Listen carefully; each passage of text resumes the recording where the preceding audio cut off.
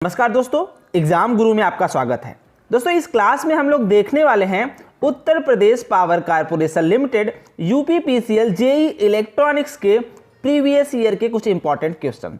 जी हाँ दोस्तों, इस क्लास में हम लोग देखने वाले हैं प्रीवियस ईयर के इंपॉर्टेंट क्वेश्चन और उसके साथ ही साथ जो दूसरे डिपार्टमेंट में जूनियर इंजीनियर के लेवल के जो क्वेश्चंस होते हैं वो भी इस क्लास में हम लोग देखने वाले हैं और उसके एक्सप्लेनेशन के साथ। और साथ ही साथ दोस्तों हम लोग ये भी देखेंगे कि उससे और क्या किस टाइप के क्वेश्चन पूछे जा सकते हैं, क्या क्या पॉसिबिलिटीज़ है। तो दोस्तों अगर आप मेरे चैनल पे नए हैं तो प्लीज़ मेरे चैनल को ज़रूर सब्सक्राइब कर लीजिएगा। अगर आप यूपीपीसीएल जेई इलेक्ट्रॉनिक्स के लिए प्रिपरेशन कर रहे हैं तो आपको सारे क्लासेस मेरे चैनल पे मिलने वाले हैं। तो चलिए दोस्तों आज के इस क्लास को स्टार्ट करते हैं।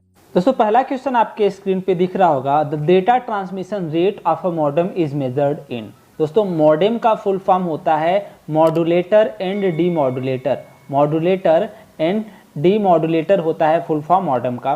तो अगर इसका डेटा ट्रांसमिशन रेट होता है दोस्तों वो बेसिकली बिट पर सेकेंड, बिट्स पर सेकेंड में मेजर किया जाता है मॉडेम के केस में। ठीक है दोस्तों, अगला क्वेश्चन आपके स्क्रीन पे दिख रहा होगा, in a single stage common emitter amplifier the phase shift between input and output is. दोस्तों ये मैंने बहुत बार आपको बताया है ये क्वेश्चन कितना इंपॉर्टेंट है। सिर्फ और सिर्फ कॉमन इमिटर और कॉमन सोर्स एम्पलीफायर 180 डिग्री का फेज शिफ्ट देते हैं इनपुट और आउटपुट के बीच में। इन्हीं दो एम्पलीफायर्स के केस में इनपुट और आउटपुट के बीच में दोस्तों फेज डिफरेंस होता है वो 180 डिग्री का फेज शिफ्ट होता है। तो दोस्तों प्लीज़ कॉमन इमीटर एम्पलीफायर और कॉमन सोर्स एम्पलीफायर के बारे में एटलीस्ट इतना जान लें कि ये दो टाइप के सिर्फ एम्पलीफायर ऐसे होते हैं जो आउटपुट में 180 डिग्री का फेज शिफ्ट देते हैं इनपुट से। दोस्तों अगला क्वेश्चन आपके स्क्रीन पे दिख रहा है, which of the following is an application of statically induced EMF. Statically induced EMF means दोस्तों फिक्स्ड ईएमएफ। मीन्स आपने देखा होगा ट्रांसफार्मर के कोर पे ये जो कोर ट्रांसफार्मर कोर्स होते हैं उस पे क्या होते हैं ईएमएफ इंड्यूस होता है और ट्रांसफार्मर की वर्किंग कुछ आपके बारे में आपको जरूर पता होगा। तो यहाँ पे इस वर्ड का मेन मीनिंग है स्टैटिकली मीन्स फिक्स्ड, एक जगह स्थिर रह के इंड्यूस्ड ईएमएफ प्रोड्यूस करता है सिर्फ और सिर्फ कौन, ट्रांसफार्मर। अगर जनरेटर की बात करें तो इसमें भी इसके भी पार्ट्स मूव करते हैं। डीसी मोटर्स में उसमें भी induced EMF dynamic induced EMF होते हैं और एसी मोटर में भी दोस्तों डायनेमिक इंड्यूस्ड ईएमएफ होते हैं। लेकिन अगर बात करें ट्रांसफार्मर की तो ट्रांसफार्मर में कोई भी पार्ट मूव नहीं करता, विदाउट एनी मूवमेंट हमें ईएमएफ इंड्यूस होता है। तो ट्रांसफार्मर सिर्फ एक ऐसा एप्लीकेशन है जिसमें स्टैटिकली इंड्यूस्ड ईएमएफ यूज होता है या फिर यूज किया जाता है। दोस्तों अगला क्वेश्चन आपको स्क्रीन पे दिख रहा होगा, in a microprocessor 8085 if the clock frequency is 5 megahertz.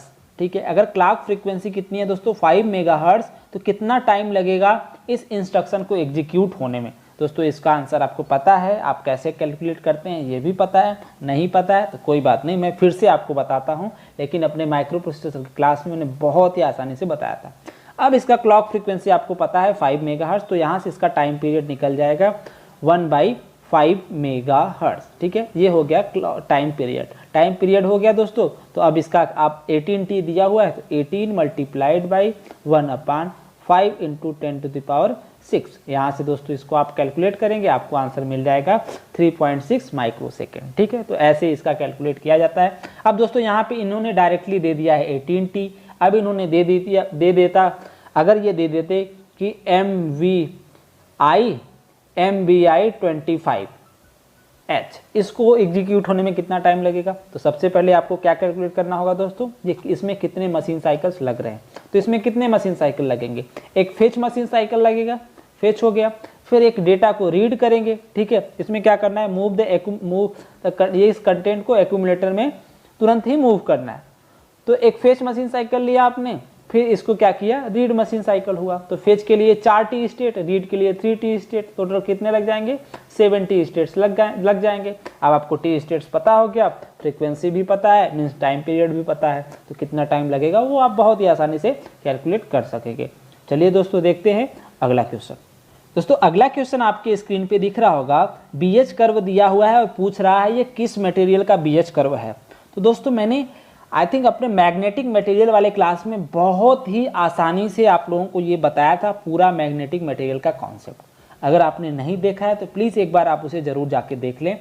Large coercive force है इसमें, मतलब यहाँ पे आप देख रहे हैं ये मटेरियल मैग्नेटाइज एंड डीमैग्नेटाइज बहुत ही आसानी से नहीं हो रहा है। मीन्स यहाँ पे जो ये B की वैल्यू चेंज कब हो रही है, जब H की वैल्यू बहुत ज़्यादा बढ़ाया जा रहा है या बहुत ज़्यादा घटाया जा रहा है। तो इस टाइप के मैग्नेटिक मटेरियल को दोस्तों हार्ड मैग्नेटिक मटेरियल बोलते हैं। हार्ड मैग्नेटिक मटेरियल के केस में जो कोरेसिव फोर्स होता है दोस्तों वो काफ़ी ज़्यादा होता है। कोरेसिव फोर्स दोस्तों वो फोर्स होता है कि उसको एक स्टेट से दूसरे स्टेट में चेंज करने के लिए कितना टाइम या कितना ये मैग्नेटिक फील्ड अप्लाइड करते हैं, उसी को हम कोरेसिव फोर्स बोलते हैं। लेकिन दोस्तों अगर सॉफ्ट मैग्नेटिक मटेरियल की बात करें तो उस केस में दोस्तों ये BH कर्व होता है वो कुछ इस टाइप का बन जाता है। मैंने क्लियरली नहीं बनाया, लेकिन ये जो कोरेसिव फोर्स होता है ना वो बहुत ही कम होता है। मीन्स थोड़ा सा ही आप अगर मैग्नेटिक फील्ड अप्लाई करेंगे तो ये फ्लक्स इसका जो है वो बहुत आसानी से 0 या 1 के फॉर्म में चेंज हो जाएगा। इसी मटेरियल का तभी दोस्तों हम ये स्टेट यहाँ पे बहुत ही आसानी से चेंज होता है। इसके कारण हम सॉफ्ट मैग्नेटिक मटेरियल को दोस्तों हम यूज करते हैं मेमोरी में हम यूज करते हैं सॉफ्ट मैग्नेटिक मटेरियल को डेटा को स्टोर करने में 1 and 0 के फॉर्म में। अब आप कहेंगे हम मैग्नेटिक मटेरियल को कैसे यूज कर सकते हैं डेटा को स्टोर करने में। दोस्तों इस तरह से यूज कर सकते हैं। अब जैसे ये मैग्नेटिक मटेरियल है, सॉफ्ट मैग्नेटिक मटेरियल्स है, तो इसमें हमने थोड़ा सा फील्ड बढ़ाया तो इसकी वैल्यू 1 हो गई, थोड़ा सा फील्ड घटाया तो इसकी वैल्यू 0 हो गई। मीन्स हम फील्ड को अप्लाई करने से हम यहाँ पे 1 और 0 के फॉर्म में यहाँ पे डेटा को स्टोर कर सकते हैं। लेकिन अगर बात करें इस हार्ड मैग्नेटिक मटेरियल की तो यहाँ पे बहुत ज़्यादा मैग्नेटिक फील्ड अप्लाई करना होगा, तब ये 1 से 0 या फिर 0 से 1 में स्विच करेगा। तो ये हार्ड मैग्नेटिक मटेरियल का जो यूज होता है दोस्तों, स्पीकर्स के पीछे जो मटेरियल्स लगे होते हैं, आपने स्पीकर देखा होगा, आप कभी सोचते होंगे कि यार इसके पीछे ये क्यों लगा है मैग्नेट, तो वहाँ पे जो मैग्नेट लगा होता है वो हार्ड मैग्नेटिक मटेरियल होता है। दोस्तों अगर आपको पता है क्यों लगा रहता है वो स्पीकर तो आप प्लीज़ मुझे भी बताइएगा कमेंट सेक्शन में, मैं भी जानने की कोशिश करूँगा कुछ नया। तो दोस्तों इस क्वेश्चन का आंसर हो जाएगा ये लार्ज कोरेसिव फोर्स है इसमें, तो ये हार्ड मैग्नेटिक मटेरियल हो जाएगा। दोस्तों ये सारे मैग्नेटिक मटेरियल्स की प्रॉपर्टी मैंने अपने मैग्नेटिक मटेरियल वाले चैप्टर में क्लास में बहुत ही आसानी से बताया है, आप ज़रूर एक बार जा करके उसे ज़रूर देखें। चलिए दोस्तों देखते हैं अगला क्वेश्चन। दोस्तों रिले पढ़ाते टाइम मैंने पहला सेंटेंस यही स्टार्ट किया था, रिले इज। रिले क्या है? Relay is an electromagnetic switch. ये मैंने पहला वर्ड बोला था रिले पढ़ाते टाइम। अगर आपने रिले का लेक्चर नहीं देखा है, आपको विश्वास नहीं हो रहा है, तो आप रिले का लेक्चर देख सकते हैं। मैंने क्या बोला था कि किस टाइप के रिले से क्वेश्चन पूछे जाते हैं, वो भी मैंने उस क्लास में बताया था। तो रिले क्या है दोस्तों? एक इलेक्ट्रोमैग्नेटिक स्विच है जिसमें क्या है, इलेक्ट्रोमैकेनिकल स्विच है। तो इसका नाम से ही क्लियर है, इलेक्ट्रोमैकेनिकल मीन्स इसमें इलेक्ट्रिकल के फॉर्म में कुछ मैकेनिकल स्विचिंग होती है, ये इस नाम से इसके क्लियर हो रहा है। बेसिकली रिले क्या है? एक इलेक्ट्रोमैकेनिकल स्विच है, ये आपको याद करने की ज़रूरत है। चलिए दोस्तों देखते हैं अगला क्वेश्चन। दोस्तों अगला क्वेश्चन आपके स्क्रीन पे दिख रहा है, a half adder circuit consist of. आपने हाफ एडर के बारे में पता है आपको। हाफ एडर बेसिकली क्या करता है, सम को प्रोड्यूस कराने के लिए एक एक्सॉर गेट की ज़रूरत पड़ती है, ये सम प्रोड्यूस कर देता है, और एक एंड गेट की ज़रूरत पड़ती है कैरी को प्रोड्यूस कराने में। तो एक्सॉर गेट क्या क्या कंटेन करता है, सॉरी एक हाफ एडर क्या क्या कंटेन करता है दोस्तों? एक एंड गेट और एक एक्सॉर गेट कंटेन करता है हाफ एडर। तो दोस्तों अगर आपको वीडियो पसंद आ रहा होगा, कुछ क्वेश्चंस आपको समझ में आ रहे होंगे, ऑब्वियस है आपको सारे क्वेश्चन समझ में आ रहे होंगे, आपको एक कॉन्फिडेंस फील हो रहा होगा कि हाँ मैं इन क्वेश्चंस को कर पा रहा हूँ, मेरा कॉन्सेप्ट रिवाइज हो रहा है। तो प्लीज़ लाइक ज़रूर करिएगा, अगर आप नए हैं तो प्लीज़ सब्सक्राइब भी ज़रूर करिएगा, और दोस्तों के साथ शेयर भी ज़रूर करिएगा। चलिए दोस्तों देखते हैं अगला क्वेश्चन।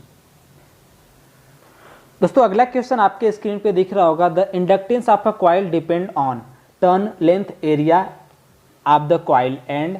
दोस्तों जैसा कि आपने देखा होगा, इंडक्टेंस का जो फॉर्मूला होता है basically L equals to mu N square A upon L, जहाँ पे N क्या होता है, नंबर ऑफ टर्न्स, A होता है क्रॉस सेक्शनल एरिया, L होता है कॉइल लेंथ, और म्यू होता है परमिएबिलिटी।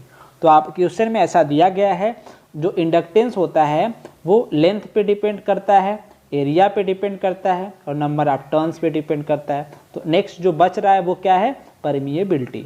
तो दोस्तों inductance of a coil permeability पे भी डिपेंड करता है। तो यहाँ से ये क्वेश्चन कुछ ऐसा, इससे कॉन्सेप्चुअल मैं एक क्वेश्चन और बता रहा हूँ कि L equals to mu N square A upon L, जहाँ पे अगर इंडक्टेंस आप अगर देखें तो ये इंडक्टेंस अगर है तो दोस्तों ये पूरा L होता है, ये डिस्टेंस पूरा L होता है।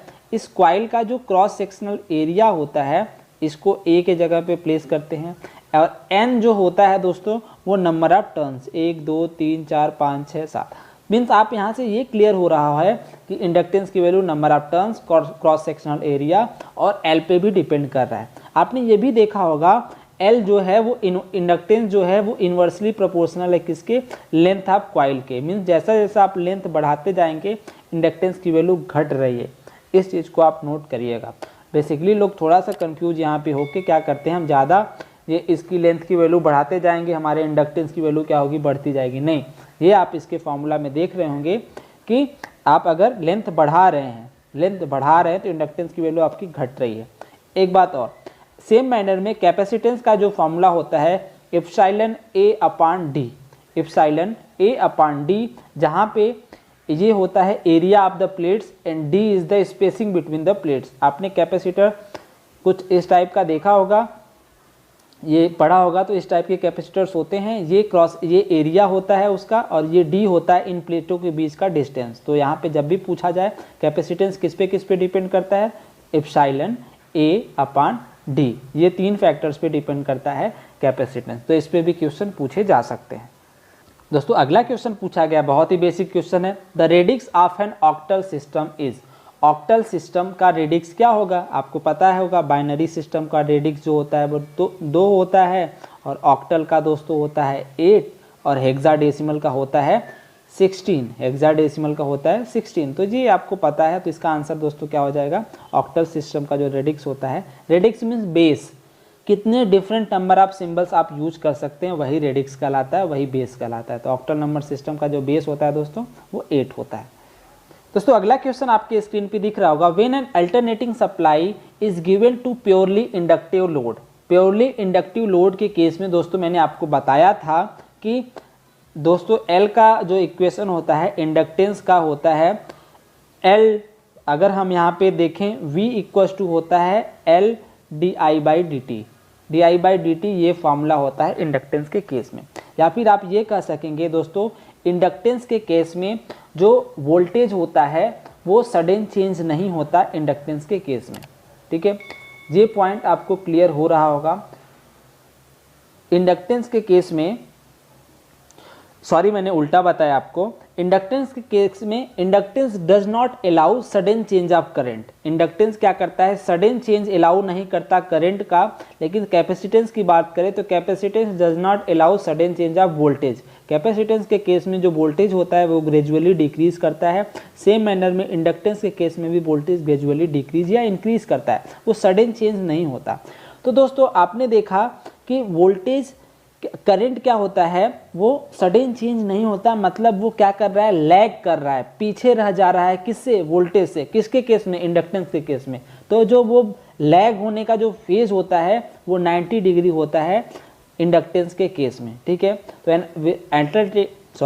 When an alternating supply is given to a purely inductive load, उस केस में जो वोल्टेज होगा will lead the current by 90 degree. Voltage क्या करेगा, करंट को लीड करेगा बाय 90 डिग्री। अगर यही यहाँ पे कैपेसिटिव लोड रहता तो voltage will lag the current by 90 degree. ये हो जाता है इसका आंसर।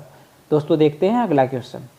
दोस्तों अगला क्वेश्चन आपके स्क्रीन पे दिख रहा होगा, what is the addressing mode use in the instruction LXI B034H। ठीक है, इसका एड्रेसिंग मोड क्या होगा। तो दोस्तों मैंने आपको बताया था जिस भी इंस्ट्रक्शन के लास्ट में अगर I आपको दिखे, जिस भी इंस्ट्रक्शन के लास्ट में I आपको दिखे या डेटा या एड्रेस खुद प्रेजेंट हो और उसी से तुरंत ही इमीडिएट ट्रांसफ़र हो डेटा का, तो ऐसे इंस्ट्रक्शन को इमीडिएट एड्रेसिंग मोड की कैटेगरी में कैटेगराइज किया जाता है। एक मोस्टली हर केस में ये अप टू 95% केस में कि जिस भी इंस्ट्रक्शन के लास्ट में आई होगा, लाइक MBI, ADI, ठीक है। इस ऐसे इंस्ट्रक्शन दोस्तों किस टाइप के एड्रेसिंग मोड होते हैं, इमीडिएट एड्रेसिंग मोड होते हैं, लास्ट में आई और इमीडिएट का पहला आई। तो ऐसे आप याद कर सकेंगे ऐसे इंस्ट्रक्शंस को। दोस्तों अगला क्वेश्चन आपके स्क्रीन पे दिख रहा होगा, how many locations are required for a 16 bit address bus. 16 bit address बस के लिए कितने डिफरेंट नंबर ऑफ लोकेशन की ज़रूरत पड़ेगी।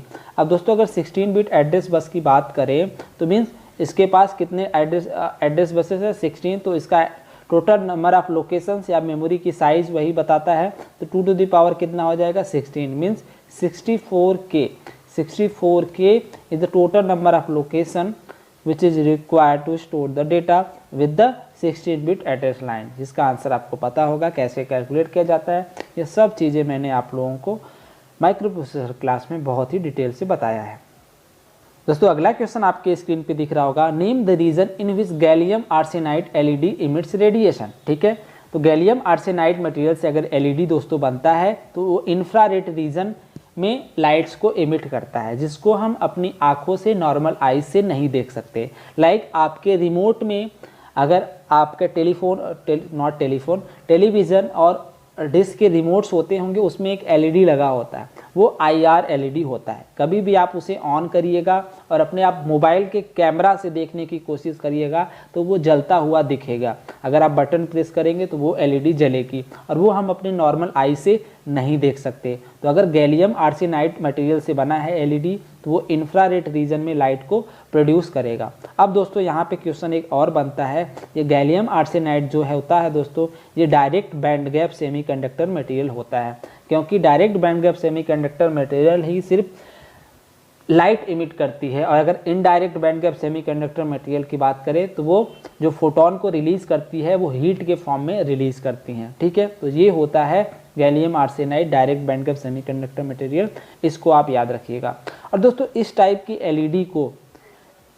की एलईडी का दोस्तों हम लोग यूज करते हैं, अभी मैंने आप लोगों को लेक्चर में बताया था कि इस टाइप के एलईडीज का हम लोग यूज करते हैं दोस्तों ऑप्टिकल फाइबर कम्युनिकेशन में। जी हाँ दोस्तों, ऑप्टिकल फाइबर कम्युनिकेशन में जो लाइट हम लोग यूज़ करते हैं वो इंफ्रारेड रीजन में ही यूज़ करते हैं और वहाँ पे गैलियम आर्सेनाइड टाइप की ही एलईडी यूज होती है एज एन ऑप्टिकल सोर्स। दोस्तों अगर ये क्लास आप लोगों को पसंद आ रहा हो तो प्लीज़ इस क्लास को ज़रूर लाइक करिएगा, और अगर आप मेरे चैनल पर नए हैं तो इस चैनल को भी सब्सक्राइब जरूर कर लीजिएगा। और दोस्तों अगर आपका कोई सजेशन हो, कोई फीडबैक हो तो आप उसे कमेंट सेक्शन में ज़रूर बता सकते हैं। मुझे खुशी होगी आप लोगों का फीडबैक और सजेशन जान करके। और जैसा कि दोस्तों आप लोगों को भी पता है कि क्लास में अपने मोबाइल के स्क्रीन रिकॉर्डर से बनाता हूं, तो उतना बेटर तरीके से आप लोगों को रिप्रेजेंट नहीं कर पाता, उसके लिए माफ़ी चाहता हूं। लेकिन दोस्तों अगर आप लोग मुझे सपोर्ट करना चाहते हैं ताकि मैं और बेटर तरीके से कुछ टूल्स खरीद सकूं और मैं बेटर तरीके से क्लास को पढ़ा सकूं, क्लास को रिप्रेजेंट कर सकूं, तो दोस्तों मैंने अपना UPI ID डिस्क्रिप्शन में दे दिया है। आप वहां से जा कर के आप मुझे सपोर्ट कर सकते हैं ताकि मैं कुछ टूल्स ले सकूं और बेटर तरीके से क्लास को रिप्रेजेंट कर सकूं। दोस्तों ये कंपलसरी नहीं है, अगर आप करना चाहते हैं तो ये कोई भी ऐसा नहीं मैंडेटरी नहीं है। अगर आप करेंगे तो मुझे खुशी होगी और मैं जल्द से जल्द कुछ टूल्स ले सकूँगा और बेटर तरीके से आप लोगों के लिए क्लास लेके आ सकूँगा। तो चलिए दोस्तों मिलते हैं अगले क्लास में, तब तक के लिए अपना और अपनों का ख्याल रखिएगा। धन्यवाद दोस्तों।